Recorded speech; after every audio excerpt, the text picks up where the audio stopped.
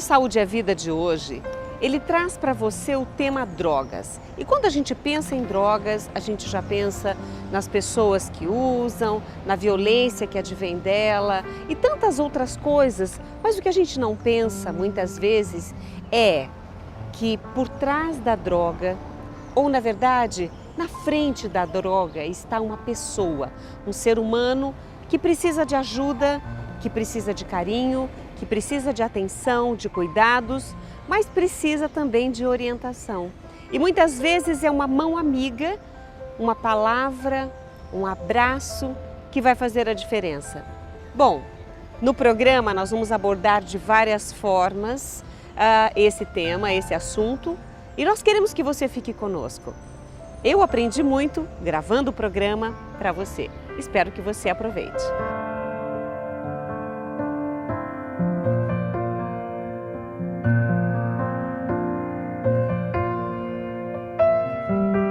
Então não sou eu que digo, mas a Organização Mundial da Saúde diz que a droga é qualquer substância não produzida pelo organismo que afeta o organismo, a mente e o comportamento de alguma maneira.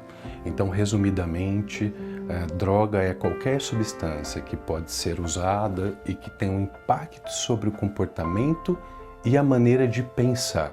Eu posso ampliar um pouco isso dizendo o seguinte: droga é qualquer substância que causa ou contribui para a construção ou para a mudança de uma experiência subjetiva no sujeito. Então muda e altera muito a forma de pensar, altera a própria subjetividade, a percepção do indivíduo sobre a realidade. Então nós encontramos diversas drogas nesse sentido. Aquelas que estão na mídia todos os dias, como as drogas ilegais, mas nós encontramos também medicações que têm por finalidade inicial uma ação terapêutica, mas se usadas fora de uma prescrição médica, por exemplo, podem se tornar drogas de abuso e podem levar a consequências muito sérias, como, por exemplo, abreviar a vida do indivíduo de alguma maneira. Então, tem ações muito tóxicas no organismo e nós podemos considerar essas drogas, aquelas medicações tarja preta. Então, todas essas medicações devem ser usadas exatamente como o médico propõe. Se tomar mais, nós já consideramos que é droga, não é medicação. Então, nós temos que ter bastante atenção para isso, porque muitas coisas viram drogas na vida das pessoas, mas objetivamente, me atendo à sua pergunta, as substâncias que não são produzidas pelo organismo e que têm essa ação mesmo de construir uma experiência subjetiva dentro do sujeito. Eu usei droga durante 21 anos. Volta, para e volta, mas sempre com a perturbação da necessidade do uso. Eu comecei com álcool, eu sou filho único, a minha mãe ainda me preservou muito em relação às pessoas que moravam no meu bairro, Os adolescentes já saíram, minha mãe me segurou muito, eu sou filho único. E acho que talvez, não vou apontar motivos assim, mas quando eu saí, eu acho que eu já saí com muita sede ao pote. E eu já comecei a beber forte, uns 14 anos talvez, por aí, 14 anos. E eu já percebi que a bebida não encaixou bem. Eu não sou um alcoolista, mas eu sou extremista. Eu nunca tive a necessidade de beber álcool, mas aquele vínculo social, aquela necessidade da diversão, aquela falta de opção, aquela coisa que te leva a ir para o bar e beber, Então, isso me fez muitas vezes sair do controle. Eu sofri vários acidentes por causa do álcool, de carro, de moto, me machuquei bastante. Esta oração retrata a luta diária de pessoas que pertencem aos grupos de ajuda mútua. Concedei-nos, Senhor, a serenidade necessária para aceitar as coisas que não podemos modificar, coragem para modificar aquelas que podemos e sabedoria para distinguir uma das outras. Hoje nós estamos aqui no Naranon e vamos conversar com uma mãe. Uma mãe que viveu todas as tristezas, angústias, lutas para ajudar um filho. Mas ela não conseguia se ajudar, porque toda a mente, o coração, todo o ser dela estava voltado para o filho. Mas eu não vou contar a história dela. Quem vai contar é ela. Como começou essa luta, como você veio parar aqui no Naranon? Eu vim para o Naranon depois de 9 anos de muito sofrimento. Eu tinha um filho, 14 anos, e ele começou a se drogar. Os comportamentos começaram a mudar, muita mentira, ele mesmo depressivo, muitas vezes ansioso, angustiado. E nós, vendo aquele quadro, eu e meu marido, nós ficávamos sem saber o que fazer. Ele tinha quantos anos na época? 14. 14 anos. 14. O melhor aluno da sala se transformou no pior. E eu não era nem chamada na escola para as reuniões, porque ele era muito bom. Só que daí, de uma hora para outra, eu era chamada toda semana e eu não entendia por quê. E aí, depois disso, foram esses 9 anos e a gente, um dia, me falaram do Naranon. Eu já tinha tentado tanta coisa que eu falei, eu vou lá, vou saber o que é aquilo lá, né? Mas eu tinha muito medo, né? Medo das pessoas me verem entrando numa sala de Naranon. Nossa, ela tem um filho com dependente químico, né? Muito medo.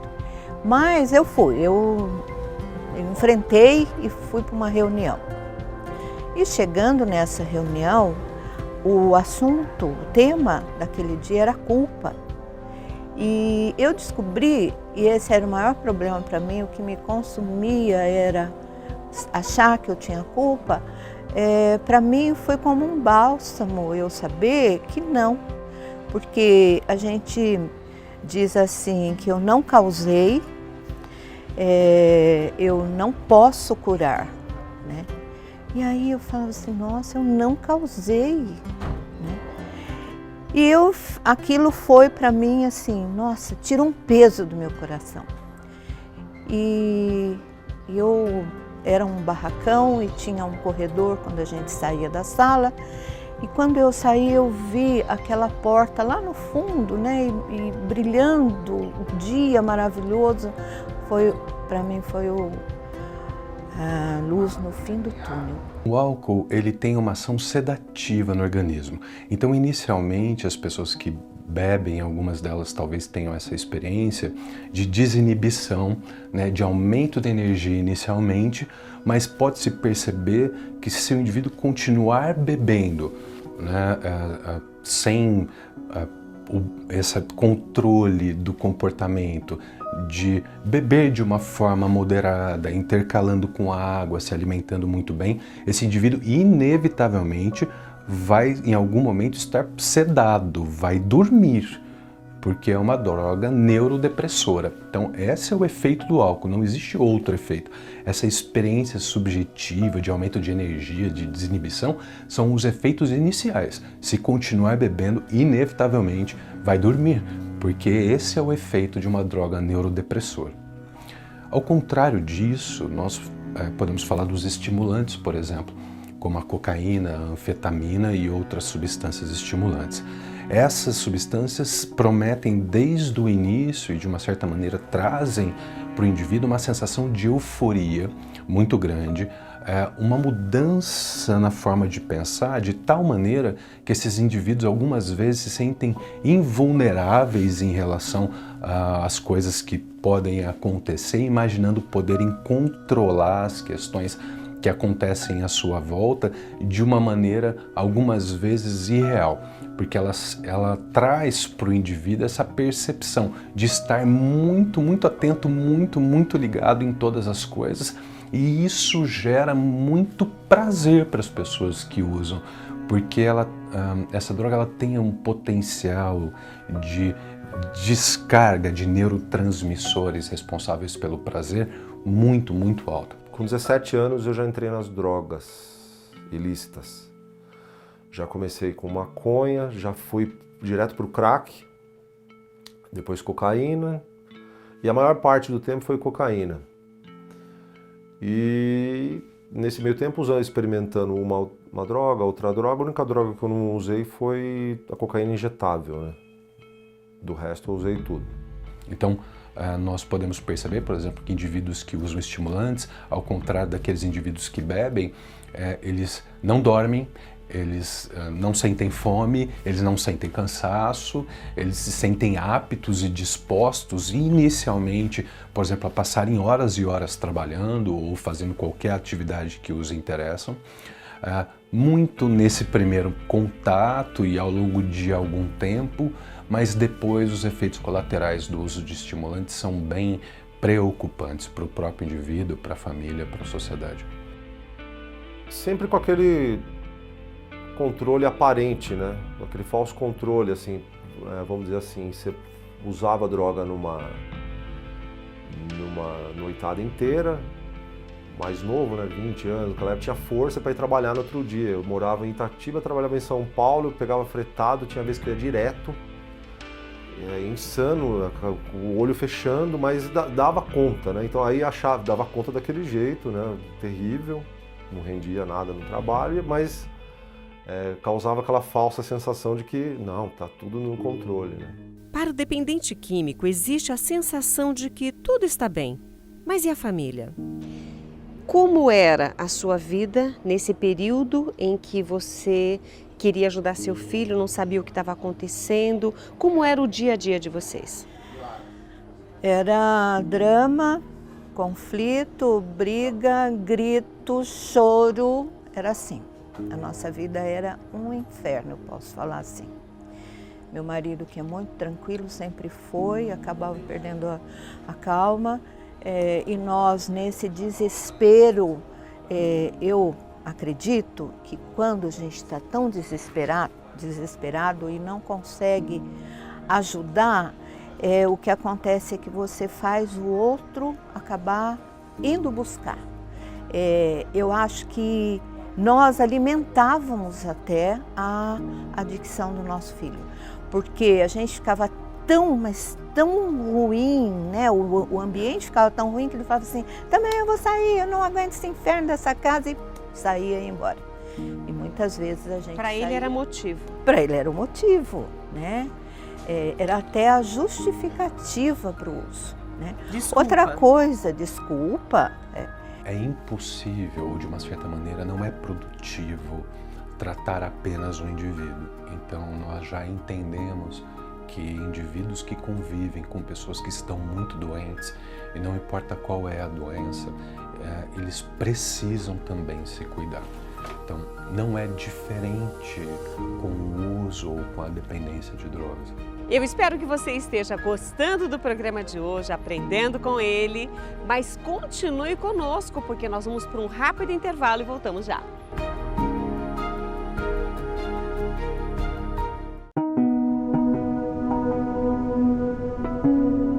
Uma das coisas que nós fizemos para o programa de hoje foi gravar depoimentos, tanto de pessoas que já usaram drogas, quanto da família, que adoece junto, que sofre junto e que se curam juntos.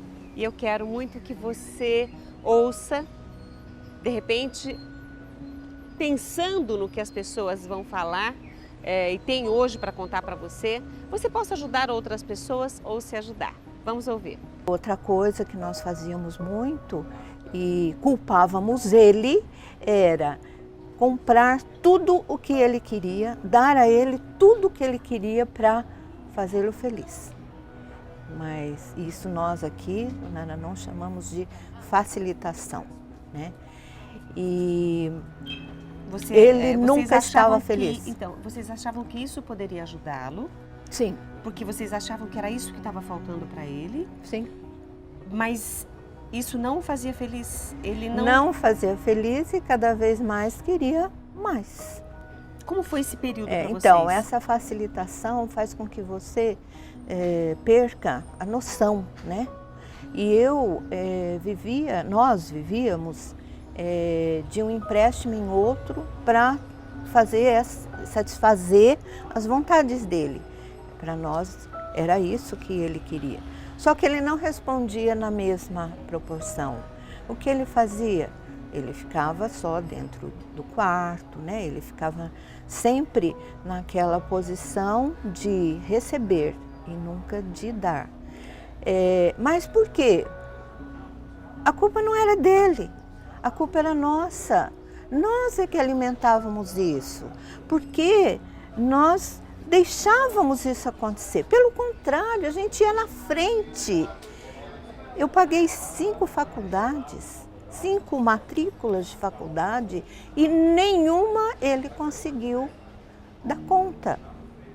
Quando ele deu conta?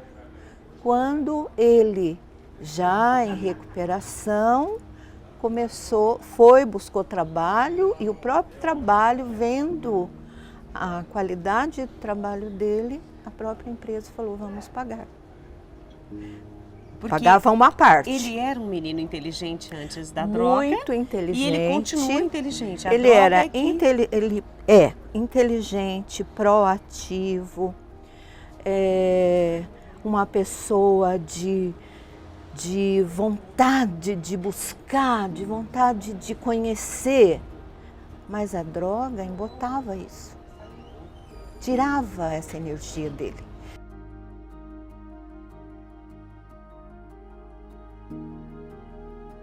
Tanto eu quanto você ou qualquer um de nós, e a gente pode estender isso para o usuário de drogas também, ninguém faz algo que fere profundamente os próprios valores ou a própria psicologia. Às vezes um adolescente ou outro que não entende muito bem qual é o risco inerente ao uso de alguma substância, não sequer imagina que aquilo pode ser, né, o início de um processo muito longo e duradouro na vida dele. Ninguém faz nada que, mais uma vez, né, que fere ou contraria a si mesmo. Então, aquele indivíduo, por exemplo, que experimenta maconha, não necessariamente irá migrar para outras drogas, porque dentro da própria psicologia, da informação que se possui, ou do exemplo que ele percebe na sociedade, ele olha muitas vezes para o usuário de outras drogas, o condenando aquele comportamento, ou imaginando-se daquela forma e falando, imagino, jamais vou usar cocaína ou vou usar outras drogas, imaginando que a maconha não é droga, por exemplo. Mas por um outro lado, ela causa sérios danos, e danos assim bastante consideráveis ao longo do tempo. Estamos mostrando 2 histórias diferentes com pessoas diferentes. Mas, mesmo assim, podemos perceber que as situações e os sofrimentos são semelhantes. Bom, eu me casei em 2005, eu mudei para São Paulo, eu parei de usar,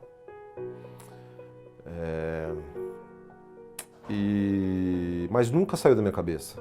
Mas eu estava num estágio que a progressão ela não tinha atingido um nível totalmente incontrolável, mas a lembrança estava sempre presente. Apesar da tentativa de manter-se longe das drogas, mudar para um local próximo a um ponto de venda facilitou a volta. E aí que eu tomei coragem um dia e fui lá e busquei a droga. E aí voltei a usar, minha ex-esposa suportou por 1 ano mais ou menos. E aí ela não aguentou mais, né? Tinha um filho no meio ali, né? Eu nunca usei droga na frente dele, né? Mas eu não rendia meu dia com ele. Eu usava a droga à noite, ele estava dormindo, ela estava dormindo, de manhã, pai, vamos brincar, o pai não aguentava brincar, né?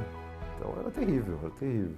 Com o fim do casamento e a volta para a casa dos pais, a dependência só aumentou. A família sofre igual ou até mais que o dependente.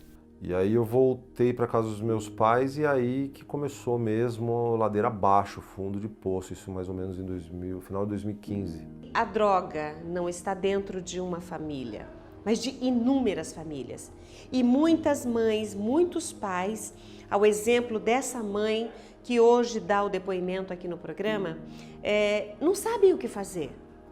E muitas vezes erram por querer ajudar, por amar demais os seus filhos, mas não sabem o que fazer e fazem errado. Algumas famílias têm uma dor subjetiva muito maior do que o próprio sujeito.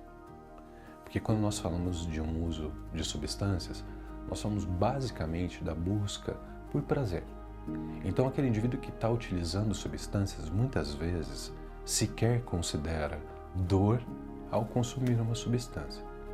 Então ele está lá de boa, falar assim, enquanto a família já por conta, às vezes, de pouca informação a respeito daquilo, ou mesmo por não saber como lidar com o comportamento do seu ente querido, entra em desespero.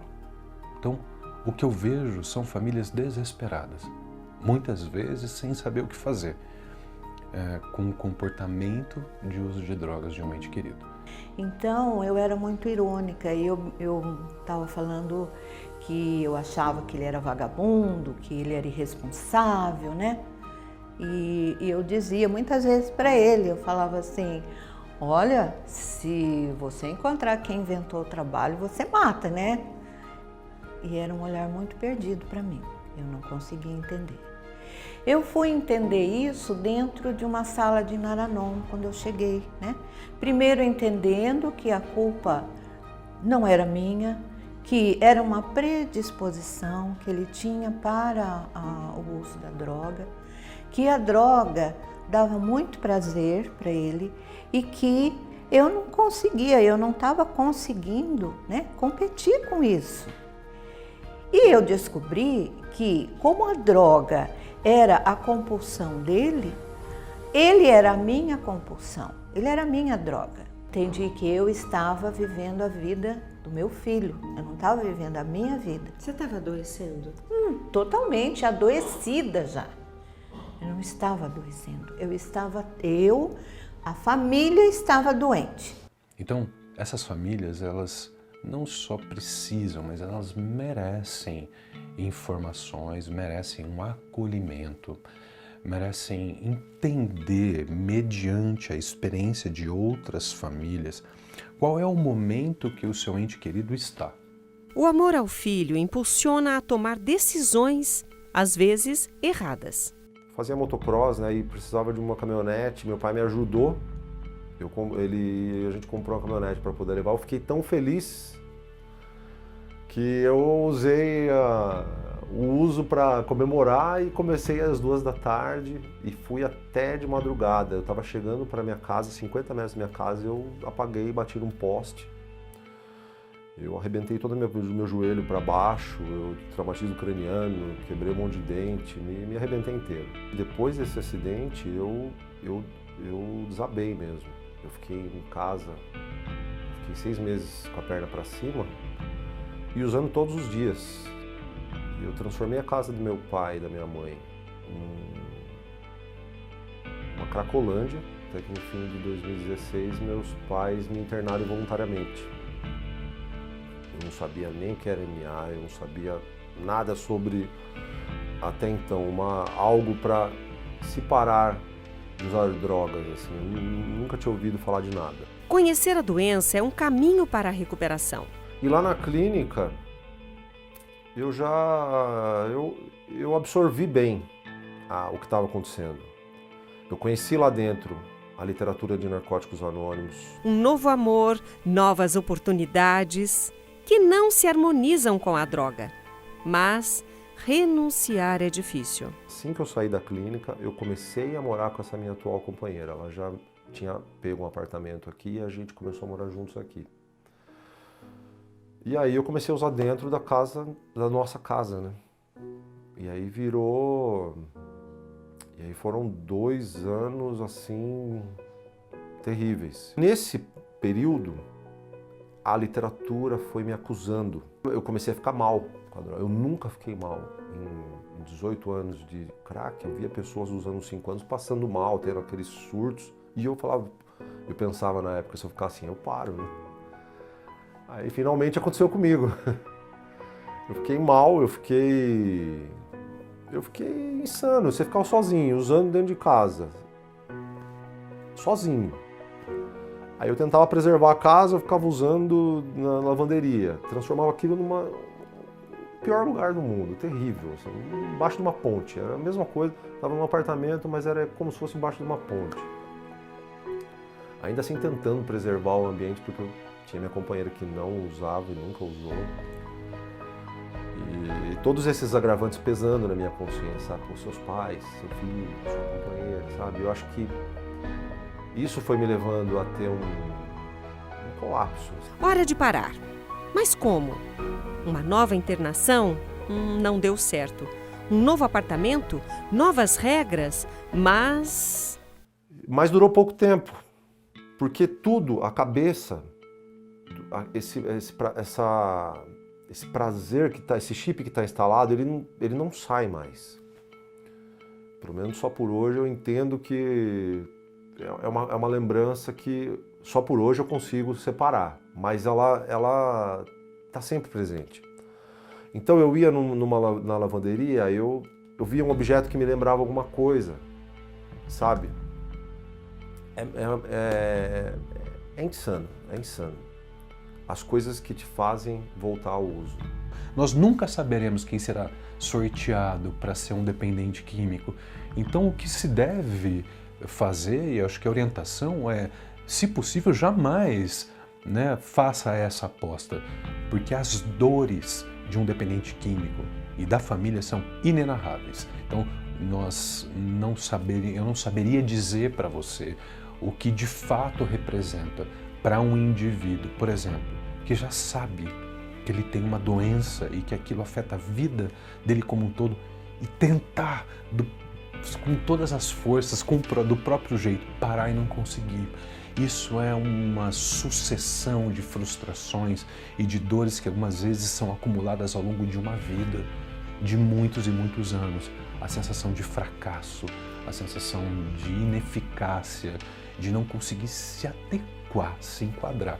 Eu acho que isso é uma dor difícil de descrever. A adicção é a doença da família, porque todos ficam.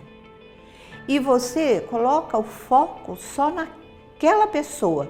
Você não faz nenhuma análise, você não consegue, você fica mas tão insano que você não consegue pensar que não é só aquela pessoa que tem o problema, que o problema é nosso e que nós estamos alimentando aquilo para o outro. Quando nós estamos desesperados, nós não estamos pensando claramente.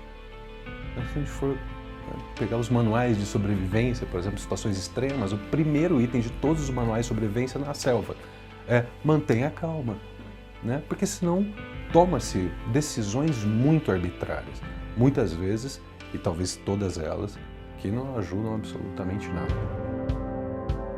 continue conosco porque tem mais coisas para mostrar, mais pessoas para falar. Então a gente vai para um rápido intervalo e volta já.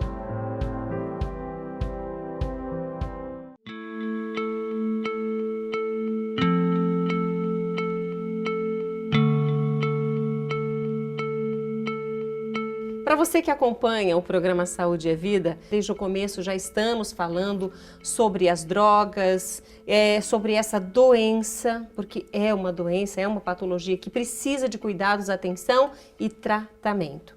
E já que o tema é drogas, Malu, o que as pessoas, e vamos falar sobre essas emoções, o que um jovem sente ou o que o faz buscar nas drogas? Que emoção é essa que causa esse impulso e ele vai para uma coisa ruim, sabendo que é ruim? Hoje, os jovens eles têm uma dificuldade muito grande em lidar com as emoções. Tanto as emoções que a gente chama de positivas, né? E as emoções negativas, mas que nem sempre são negativas. Elas podem ser positivas também. Mas ele tem uma dificuldade em lidar, tanto com uma alegria imensa, uma euforia imensa, como com a tristeza, o medo, a raiva, a angústia. Então, muitas vezes ele passa por situações de angústia. Por exemplo, vamos falar dos jovens que estão em período de vestibular.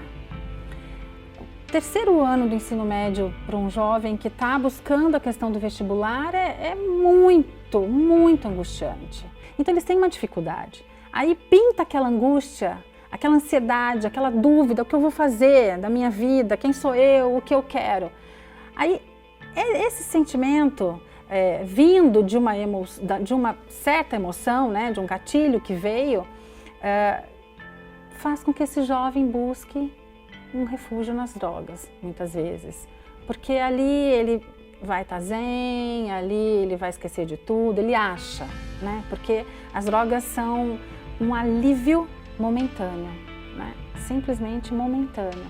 E a gente não pode nem dizer alívio, né? Por isso que eu fiz entre aspas, porque não é um alívio, né? Isso causa um montão de outros problemas e de outras dores. Que naquele momento o adolescente, o jovem, ele não tem noção. Ele não consegue projetar isso para o futuro, os problemas que ele vai ter. As consequências. As consequências. E são inúmeras as consequências. Mas como a angústia, a tristeza, então os jovens eles sofrem muito, né? Porque faz parte também. Eles são intensos.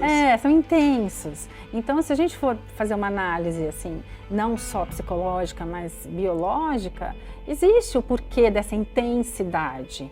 E a gente precisa aprender a respeitar este momento também. Os pais também precisam ter um olhar para este momento, né? Um olhar amoroso pode fazer a diferença. As pessoas, elas pararam de se olhar. Então, muitas vezes em casa, quando as famílias conseguem fazer uma refeição juntos, essa refeição, muitas vezes, eles estão ali, mas cada um está no seu celular, ou preocupado com o dia de amanhã, ou com a compra que eu tenho que fazer.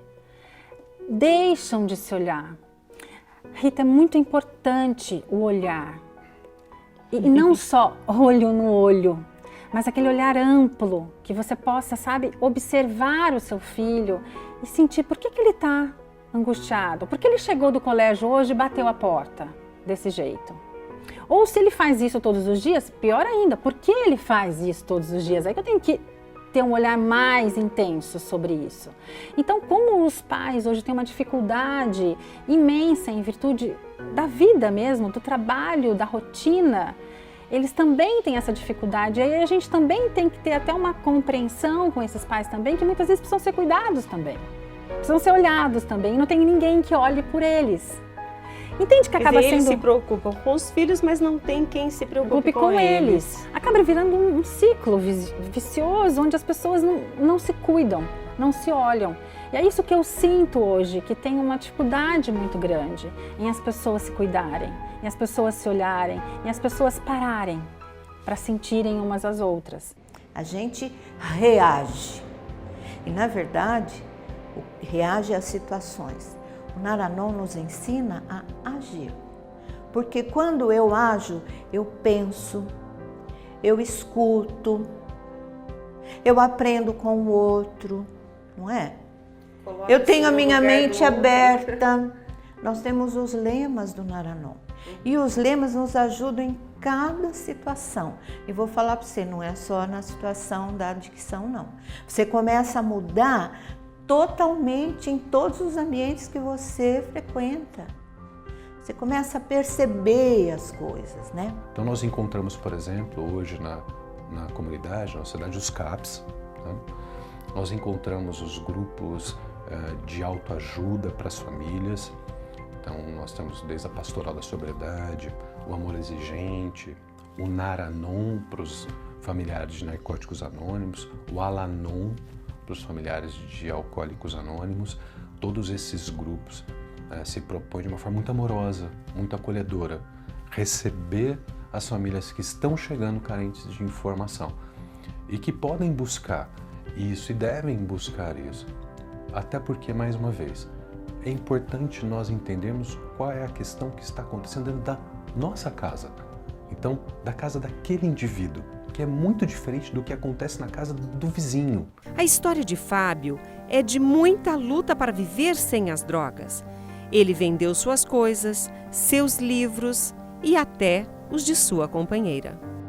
Livro técnico dela, comecei a vender roupa. Eu já estava sem roupa. Comecei a vender, ela tem muita roupa, então eu sempre escolhendo o que não ia fazer falta, sabe? Chegou uma hora, a casa já estava ficando sem nada já. No fundo do poço, Fábio decidiu que precisava de ajuda. Seus pais e a companheira o ajudaram na internação, desta vez voluntária. Isso fez a diferença em sua recuperação. O que eu mais gostava lá dentro era participar do simulado de Narcóticos Anônimos. Eu adorava aquilo, eu adorava falar, eu adorava me soltar, eu adorava ouvir os companheiros, os outros estavam chegando.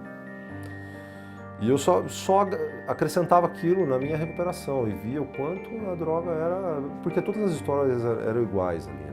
Muito antes, né, de se imaginar um problema com álcool e outras drogas, vale muito a pena entender qual é a qualidade da comunicação, da relação que se estabelece dentro de um lar. Todos merecem uma outra chance. Meus pais foram me visitar e eu falei para eles, eu falei, olha, se vocês aceitarem, eu gostaria de ir embora.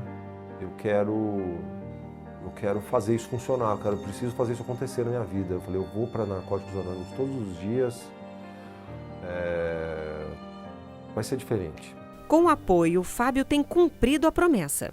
A minha companheira, ela me dá muita força, ela é fantástica, ela é uma pessoa muito especial. Os meus pais são importantes, tudo que eles passaram, minha mãe, sabe, ver as situações, ver os acidentes que eles tiveram aqui no hospital, me ver tudo arrebentado, sabe. Foi pesado, foi muito pesado. Quando um pai ou uma mãe tem uma relação muito franca, muito honesta com o filho, e esse diálogo se estabelece de uma forma muito saudável, amorosa, ou respeitando ali os padrões culturais daquela família. Às vezes aquela família não é uma família afetiva, é uma família mais racional, mas quando existe esse diálogo e esse olhar atento para as pessoas que estão à nossa volta, é impossível não saber que algo de errado está acontecendo. Seja ele um problema com drogas ou outros comportamentos lá prejudiciais para aquele indivíduo. Eu acho que o grande segredo, assim, para essa questão das drogas em relação a pais e filhos é se olharem. O Naranon, para mim, ele significa um divisor de águas. Eu era uma pessoa e eu me transformei em outra. Porque foi entendimento, foi entrando, entendimento, foi chegando isso para mim e eu fui conseguindo acalmar, meu coração ficou mais sereno, eu conseguia falar com ele com tranquilidade, eu conseguia falar olhando nos olhos dele, porque antes eu olhava só para ver se ele tinha usado. Depois, usou ou não me importava, ele era meu filho, eu precisava olhar no olho dele. Isso faz diferença, a gente não imagina que isso faz diferença. Eu comecei a perceber as minhas reações e isso foi fazendo uma diferença tão grande na nossa vida, na nossa casa. As coisas começaram a ficar mais tranquilas. Eu disse para o meu filho um dia, entendendo que ele precisava falar, porque até então ele não conseguia falar para a gente, porque a gente só brigava e eu comecei a tentar entendê-lo. E eu disse para ele assim, seja a hora, eu e meu marido, seja a hora que for, você nos chama que nós vamos conversar. E ele nos chamava de madrugada, ele chamava 3 horas da manhã, eu estava dormindo, mãe, preciso conversar. A gente sentava e conversava. Muitas vezes eu saí da poltrona da minha sala direto para o meu trabalho, porque eu queria conversar, mas eu entendi isso aqui. Eu não entendi lá fora, porque lá fora ninguém te entende também. Você conseguiu ajudar o seu filho a partir de ter se ajudado? De ter me ajudado, de ter me encontrado, de ter descoberto coisas a meu respeito, inclusive. Todos os dias é? Só por hoje não. Esse plano que eu tentei organizar e administrar, junto com Narcóticos Anônimos, ele vem funcionando para mim até hoje. Eu estou limpo. Desde que eu saí da clínica, eu não usei nenhum dia.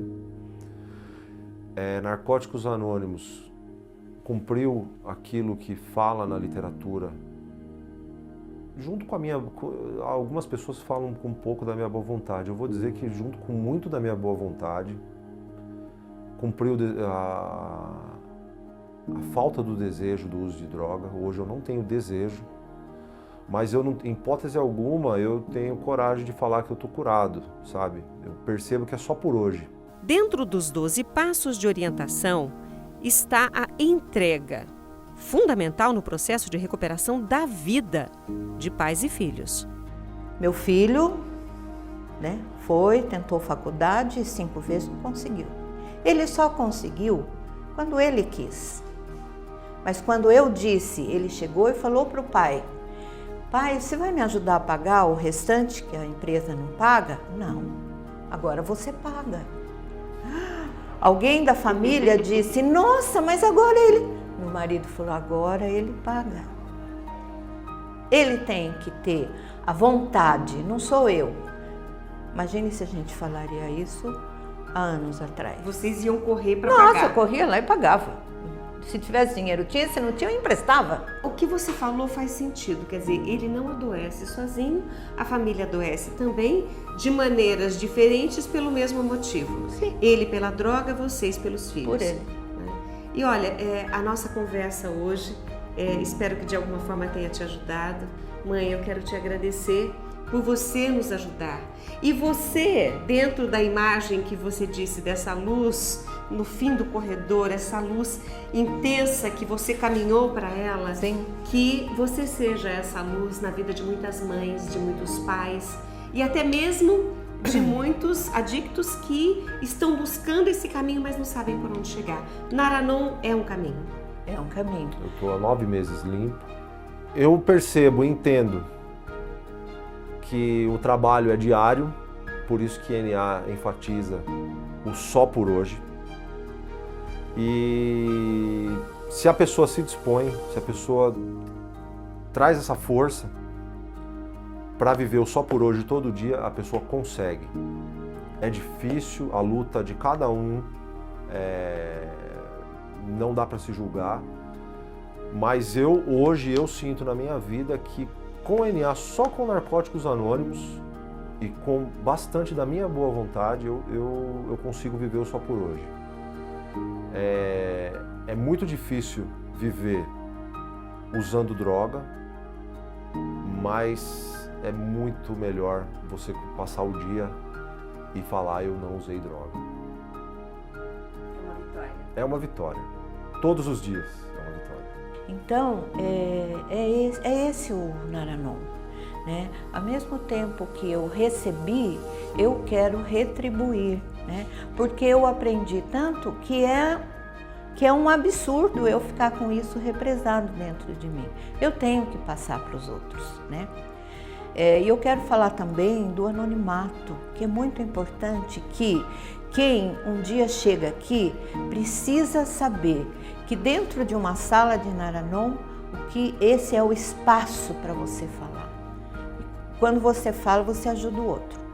E que daqui não saem as palavras que você disse. Nós queremos ajudar você, pai, mãe e você, de alguma forma, que hoje está assistindo o programa, e é para você que a gente tem essa palavra de amor, de carinho, sem julgamentos, só orientação e carinho e amor, como eu acabei de dizer. Nós descobrimos que liberdade nada tem a ver com experimentar todas as drogas, vícios ou virtudes do mundo. Liberdade é poder escolher. Aline Dietrich.